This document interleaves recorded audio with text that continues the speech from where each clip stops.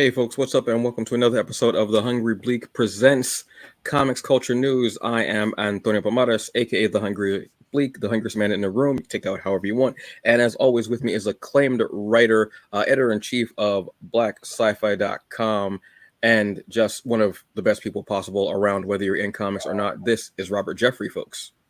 Hey, I was about to say how it is. How's it going?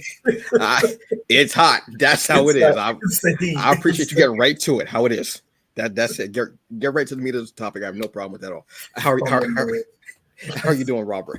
I'm doing all right. Trying to survive. You walk out and it's just a blanket of thick heat. I've never heard it described in such a way, and it was a delayed reaction. I was like, did he just? It sounds like that's a perfect description for humidity. Thick heat. I never. That's the Richard Donner movie that fell to the wayside when Lethal Weapon popped up. For real. Thick heat. It's for real. That's damn. It's a horrible name for a movie. It's a horrible name. Damn, you're good, Robert. Damn, you're good, man. Jeez. You know what else is good? The news that we got coming up. Let's jump right into it. So first up, we have Konkrete Comics is going to have a virtual event called KWay. It's going to be a weekend where it's basically all virtual. And you know how DC had their DC Fandom kind of thing, and Marvel had their thing? That's what this is pretty much going to be for them, because they're going to be celebrating 5 years they've been around. And I was like, wait, they've been around I for some reason, I thought it had been longer, which is a good thing. Yeah. I mean, if you feel like that, this is going to be a great event. They're going to have everything from like cosplay events, art. People are going to be dropping bars, apparently doing ciphers. This is going to be a really just full-fledged interactive event, and I love it. Something else I love about this is the fact of 5 years, and doing something like this means that you are going to be like around for a while, and that makes you an institution. Everything has to start somewhere. Marvel and DC didn't right out the bat become like, these big companies. Everything takes time. And I love seeing these publishers who have been in the game for a long time becoming institutions. So when you think of them and someone says, oh, we've only been around for 5 years, it's like 5 years? Really? That's I love that. That's a lifetime. Like, especially in indie comics. Yeah, especially the last 5 years that we've had.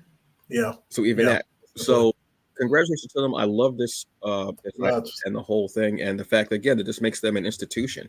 Seeing companies like Konkrete, seeing companies like Constant Hustle, Wingless Comics, 133 Art, Webway, Ray Comics, Dream Fury Comics, Mishmash Art, Subsume. Yes, Subsume. Like there's a plethora of them, and that, but I love that also that I forget names even though I have their books on my shelves and on my tablets because they're an institution. And I love that. This is a really cool event. I want to see if I can somehow be a part of this because I love the idea. Congratulations to them. Congratulations on 5 years of putting out quality and consistent and just great work. So congrats that. And you can enjoy it from the comfort of your home or your tablet or your phone or whatever. So that's huge. I mean, I know we have virtual events, like you said, the DC Fandom, but then also having to bring a Virtuous Con. Yes. Virtuous Con. So so that I like that kind of opens the doors for like all fans to celebrate, to celebrate with Konkrete. Yeah. And I love the fact that it's going to be like their celebration and it's going to be like their thing, not necessarily a con of sorts like Virtuous Con is, where it's this event for everyone, and it's just this celebration of geek culture from comics to novels to everything. But that this is like them, like, hey, this is what we've got going, but check out what we've got coming up later on.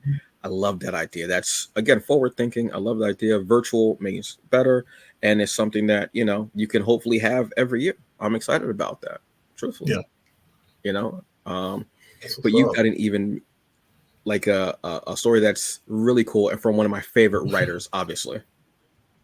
Yeah. So this is it's like some of this stuff just kind of creeps up on me, apparently, like in a good way. There was an announcement or a story in Variety, as you can see, where there's a Image Comics is working with Pornsak, I think Pichetshote, and please forgive me if I've mispronounced his name, but it's as they describe it as, it's kind of an incubation program where they have taken like 5 pitches from different creative teams and are going to put out a series of one shots. The really cool thing is the talent, on the writing and art, but the really cool thing is that they're from often like marginalized communities, folks who often don't get, and it's gotten better, but often don't get a shot kind of at this level, and with a wide variety of like ideas. So like I think Tanana Reeve-Dew is the writer on one of the series, and it's about a series about East African werewolves, which is pretty awesome. And knowing her, like I said, pedigree of work or her library of work, it's going to be a pretty solid comic book. I think that one is called The Horizon Experiment, Moondogs. There's another series by Vida Ayala, and their series is called The Horizon Experiment, Finders and Keepers, and that's like the reverse Indiana Jones, where the protagonist is going and taking objects that have been stolen from other cultures and bringing them back, to those cultures. And it's the library of work that they're putting out for these one shots. I want all of these series to hit. So it's one of those things where, at least from the interview that I read, is that they're testing the waters, but also letting people know that there are a wide variety of voices in the genre space, specifically sci-fi, fantasy, and horror, who need to be heard, with these stories. So definitely, I've been telling people or want people to go to the comic book stores and just, try to put in pre-orders when the books become available. I think the first book that's going to be released is the let me see, I think it was called the Manchurian, the Horizon Experiment. Yeah, Manchurian. Yeah, and this one is about, I think it's a Chinese secret agent or a spy who is working over here in the States. So it's like James Bond-esque spy thriller, but it's not with a Western, from kind of a Western white guy perspective. So it's definitely worth. I think each of these books are worth checking out. But as an indie creator myself, I love that the shine time is being put on like these creator-owned series, because we know no shortage of people who have awesome ideas and sometimes don't get a chance to kind of get their stuff out there. So so kudos to Image Comics. I mean, Image Comics has kind of been putting it down for a while when it comes to creator-owned comics, or at least supporting. But I think this, as they described it, this kind of incubation program, the Horizon Experiment, is something that is worth supporting, and it's definitely worth checking out. Yeah, I love the fact that on the Manchurian, Rachel Dobson is on there. Yeah. One of my favorite artists from Adventure Man, which is a series that I really enjoyed. This is really forward thinking again. And hopefully it kind of reminds me of the pilot project that they had years ago with Top Cow, I want to say it was from, which is which like an offshoot of Image. And if it does well and it's cool and everything, maybe we'll get more stories of that, or that these creators will be able to pitch their own ongoing series. It's like in some type of way they're going to be getting more work and doing more cool stuff, right, which is great. And to have that inclusion, it's amazing. And the names that you mentioned, like, I'm definitely interested in Black lycanthropes from East Africa. You had me at like Black lycanthropes. Honestly, you had me at lycanthropes. Then you said Black. I was like, okay. Then you said East Africa. I was like, okay, you bet. Yeah, and like you said, it's so important to go to your local comic shop and say, hey, this comic, I would love to pre-order it. And if enough people do it, that demand will go up, and then you'll get 5 prints of whatever of different covers, such what have you, which means they're selling more comics. The stores are doing better. They're getting more income. They're sustainable, and also more covers or whatever. They're getting different artists to do it. More artists are getting employed, more books, everything. It's just a nice reciprocating energy kind of a thing. But I'm excited about this. This is awesome. Yeah, I'm looking forward to it. Yeah, and the names that you were saying are, it's like a hitter's row. I Yeah. mean, that's like the talent. So again, when you have something like that, then let's say maybe next year they have another one, and they'll have this more names that are just hitters and more indie people who aren't getting, like I said, that shine, that spotlight, which is Mhm. needed. And for it to be, and I love the fact that in there it didn't say creator owned, it said creator controlled, Yeah. which Nice. is a Nice. very interesting thing too, because it's your pitch, it's your stuff, but it's also you control it. Yep. Owned and controlled are very important when it comes to your brand, to your stuff. Mhm. It's great that they're doing,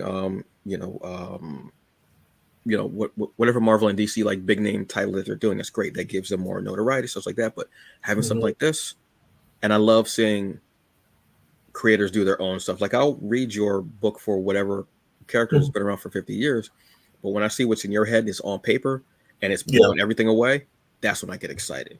Yeah. And this is awesome. Cool. I'm definitely gonna check this out and see like what the see the dates and everything, and go into my local shop, or I'll go online and check them out. See, hey, I want this book. Gotta have it. Nice. Honestly, cool. You know what else I gotta have? More Is vampires. More. it? Yeah, I can't get enough vampires, man. I don't. And lucky enough for me, there is good. Well, lucky enough actually for everyone, I should say, we're going to be getting a new series from a new limited series, I should say, from Marvel. So we have the Blood Hunt event, which is the big blockbuster summer event from Marvel. Blade has gone rogue. He's now the Lord of the Vampires, Hmm. uh, and the MCU is being overwrought from the sun death, and vampires are all over the place. We have an anthology series called Blood Hunters, which is maybe about 3 or 4 stories in there from different creative teams, where it's telling about these heroes and villains and what they're doing during this time. But one of the mainstays is the fact of there's a team that's being formed that's hunting vampires. And this is where Erica Schultz comes in, one of my favorite writers. I've mentioned her name a few times because she's diabolically awesome. She's going to be writing a mini series called Blood Hunters, which is going to focus on that team that's being created. And the team consists of Dagger, Elsa Blood, White Widow, Hallows Eve. The Hallows Eve is very important because that was a character that Erica was writing a series. I think it was maybe a 5 issue series, I want to say, Hmm. and it was awesome. Now this is going to be a limited series written by Erica Schultz and art by Robert Gillen. It's going to be in August because I think that's about the time that Blood Hunt's going to be winding down. But this isn't an event that's just going to be one and done. It's an event that there are going to be repercussions. Obviously, Blade's going to be getting a new ongoing series, and I want to see how that's going to go with him trying to find a redemption possibly for everything that's happened during the course of the Blood Hunt event, from taking people out and turning a few of our favorite heroes as well. Yeah. Um, Erica's really, I remember meeting Erica. She was a great person, and her work is always consistent. I know people are afraid of that word because it's not really flashy, but consistent holds up throughout time.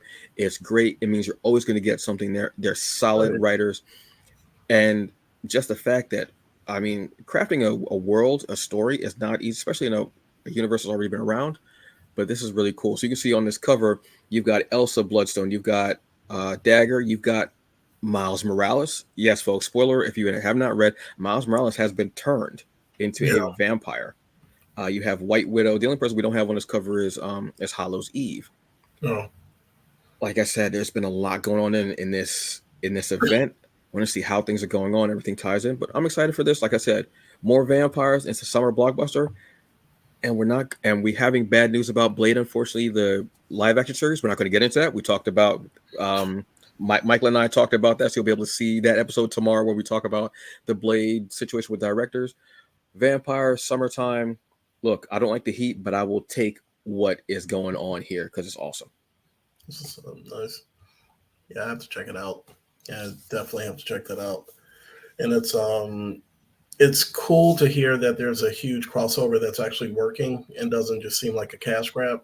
So, like, creatively, it sounds, the story and the art, everything's working. And I keep seeing stuff popping up on my feed about it. So it's good to see that it's hitting hard. So we're doing really well. Yeah, and I know that there's going to be a Blade game coming out, I want to say in September Yeah. on PS5. And that trailer had people just knocking each other out. Like that trailer was causing havoc in the streets. And it was a really dope trailer. It truly was. It was a really dope trailer. Yeah. And we're going to be getting a new ongoing series for Blade. I don't know who's going to be writing that just yet, but the last one I truly enjoyed. I'm not going to bring up the false equivalency between the movie and the comic because I'm petty like that. That's why I just made that comment. But this is awesome. Congratulations to Erica. She's really earned all this work that she's getting and this spotlight that she's getting. So, Very cool. You know what else deserves a spotlight, Robert? The story that you're about to tell right now. Yep. Another. So my theme for today is like focusing on creator owned comic books, or at least like creator centric. And so in this case, it's where the medium is VIZ. For folks who aren't as up on this, kind of like me, because I'm trying to get into manga and web comics actually. But VIZ is their curator of manga. The Japanese styled comic books, and I don't even know if it's just limited to like Japanese culture, or at least that aesthetic or medium. But Viz manga chapters, or the Viz originals one shots, focuses on creators who are pitching ideas for the manga medium. And the one that I checked out just to kind of give it a shot was, check it out, was Cinematic Certitude by Naf. The creator, they're the writer and artist of it. And this one, it just blew me away. It's it's about a duo of, I call them like kind of special ops, think about like SEAL Team 6 type of operators. And they are called in to handle a supernatural related mission. Something very creepy it takes place in the story, and they're the two that are tasked with coming in to handle it. So you have a bit of action, you have a lot of horror and suspense, and I think that if this is representative of the content that they're bringing in under the Viz Originals one shot umbrella, I will keep coming back. Especially for Naf's work. I like I said, I don't really read a lot of manga, and I've been wanting to try something different between that and also like the webcomics medium. And I think that this is, kind of a good first step into the world of manga. So if you're a fan of things like X-Files, it's a mashup for me of X-Files meets kind of like Call of Duty Rainbow. Was it Rainbow Six? Yeah, Rainbow Six. Yeah, Rainbow Six. That's what you're getting from this, and it's done within, like I said, the backdrop of a manga. So, and I know that there are a variety of other comics or manga that are available. So definitely check out what else is underneath that. Like I said, the Viz Originals one shots umbrella. But start with this if if this sounds interesting to you, if the story does.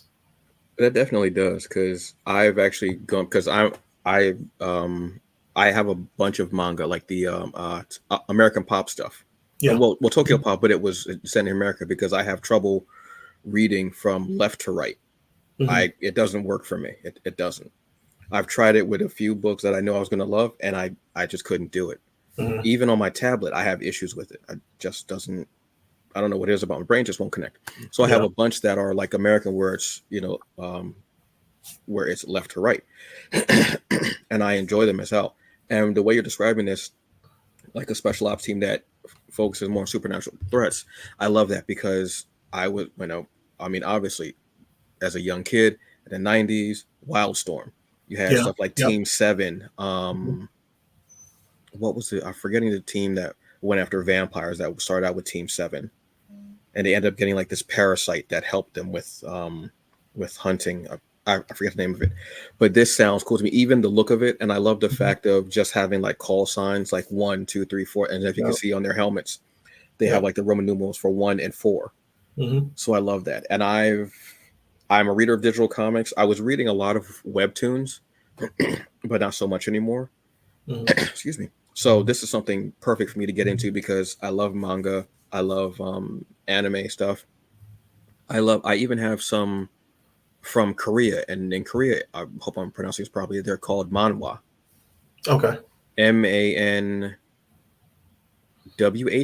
I want to say, Okay. and I have a few that were just all time favorites of mine. I used to buy them. This is how old they were. I used to buy them at BD Dalton. Okay. That's how Wow. exactly, Yeah.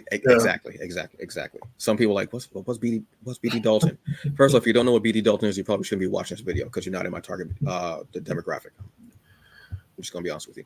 My target demographic is when you wake up and your knees hurt. That's basically mine right there. But yeah, so I love this idea. And the one shots again, this is great, and this is something that's creator owned, and Mhm. it's it's in that same sandbox, but in a different format and genre, which I love. I'm also trying to venture out as well. So I'm thankful that you brought this to me because I was reading a lot this weekend and I was like, you know what? I need to branch out different genres, different even formats as well. So Yeah. this is right up my alley. So I'm definitely going to be checking out this one because I love special ops. I love you know supernatural stuff and those threats. Mhm. You know, give me a team that's led by like Blade and a whole bunch of like similar to Blade 2, Yeah. where it Yeah. was a team of vampires going at it, or something like I think it was called. There was a comic I forgot the name of it, but it was like a team of vampires that went after supernatural hunts Wow. or threats. I think it was called V. No, it wasn't called V Day. It was. I'll have to look it up someday. It's an old ass comic nobody read except for me and like four other people apparently.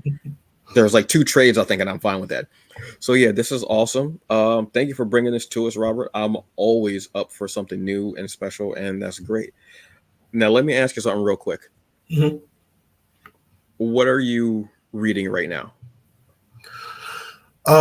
So as far as What are like three things real quick that you're reading? so yeah, so three things. I'm reading a book. I'm reading a novel, which is it's a Star Trek novel, and of course I can't remember the name of it right now. But one of my big things was if you follow Star Trek Next Generation post their last movie Nemesis, we didn't have TV shows for a while. So for at least a decade and some change, the only original stories that you were seeing post that movie were in the novel universe. So Mhm. I'm doing my best, and it was spread over like 82 books, and only a couple of years ago did they wrap that novel canon up. So I'm starting at the beginning as far as of that process, and this one focuses on Picard and the Enterprise crew trying to save Beverly Crusher. So that's one book that I can't remember the name of. I am reading the published Get Out screenplay. I'm Oh, always up for reading a good script, and it's for fun and to study. Which is funny you're asking this because Jordan Peele just announced the release date of his next movie today. And I think lastly, as far as like comic books, um, I was going through Star Trek actually digital. I got it on Humble Bundle.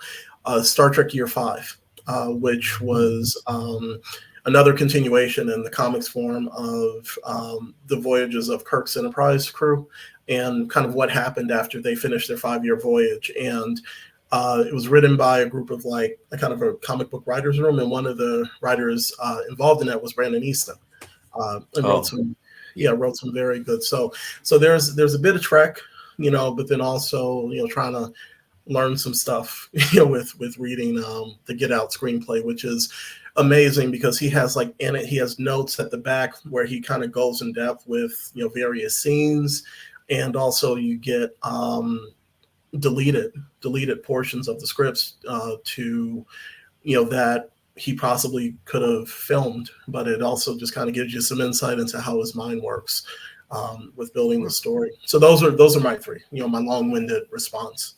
Oh wow, those are. I mean, I think I have one script, and it's from The Crow, and it's like the original where it has like the Mm, skull yeah, cowboy and everything in there. And as a yeah. kid, I loved that movie, and I read it. At the time, my high school sweetheart had bought it for me. For Hmm. for some reason, at the time, they were selling scripts and movie posters in the mall. Wow. I don't. It was like one of those stores, and Yeah, it was yeah, like, this, and she was like, "Oh, I bought this for you because you know I love that movie." And I was like, "Oh," and I read it. And I was like, wow, this is really good. And I was like, the Skull Cowboy, because I never read the comic. I knew the movie. yeah, yeah. Because sometimes people who like the movie don't always read the comic. That was me being Mhm. petty as well. And I'm just saying. And this is a false equivalency. So it was really cool to me. So I totally understand it. And I love the fact that there are notes in there because it gives you little nuance Yeah, that you're gonna. So if you watch the movie again, you go, oh, this right here. But then it yeah, also is helping you to go, if I read a script, this is what I can do, or what yeah. have you. Mhm. And I love that no matter what, I think you're always reading something Star Trek. I think that's a constant. That's one of the constants in the universe. And I love that fact. Either reading or watching Star Trek or ranting about sliders. But yeah, I think the Yes. yeah, it was just one of those things where I wanted to kind of delve back into that novel universe. And Trek is Mhm. weird because they have a canon for the live action TV and movie stuff. They have canon for the novels, and they have canon for the comic books. And to me, I don't necessarily think one is better than the other because I can just enjoy Trek on different mediums. The one thing I was going to mention as far as with the screenplays is one thing that's always told to me is like if you want to learn how to write screenplays, immerse yourself in as many screenplays as possible. So read, read, read, read, read. So that's I try to tell writers that just read as much as you can if you want to learn because that's what I'm trying to do. You know, I'm trying to learn how to write more screenplays. That's one thing that I want to jump into. So um, I'm glad that Jordan Peele and his production company kind of put that out because a lot of people don't do that. You have to download most screenplays online, which is not a problem, but to have them published in like a pocket-sized book that you could carry around and read on the bus Oh, or it's just published kind of like chill. that. Yeah, it's like Oh, yeah, if wow. you yeah, it's like they keep in Oh, mind that's that awesome.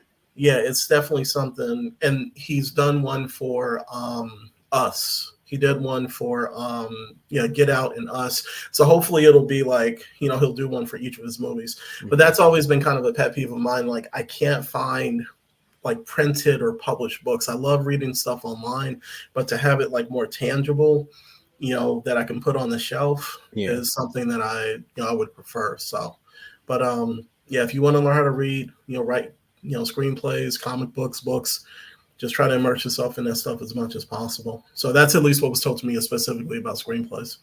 So, Definitely.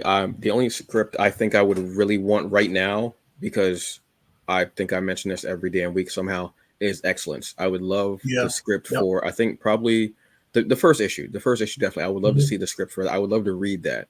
I would love to even do like an audio, like a podcast Hmm. Yeah. or Yeah. broadcast where everybody's reading a different part. Hmm. I think that would be so fun. Well, Yeah. folks, that's the show for today. Yeah. There was a lot going on. We gave you a little bit of everything. I want to, as always, thank Robert Jeffrey for being my co-host here. And folks, you have a very good day. Enjoy the rest of it. Read whatever you can, like he's saying, just because you're going to learn a lot more. You're going to be able to do your craft, or if you're not a writer or anything like that, just read because it's fun Yeah. and it can be so relaxing. I'm going to be real with you. All right. Hmm. So y'all have a very good day. We will see you later. Peace. Peace.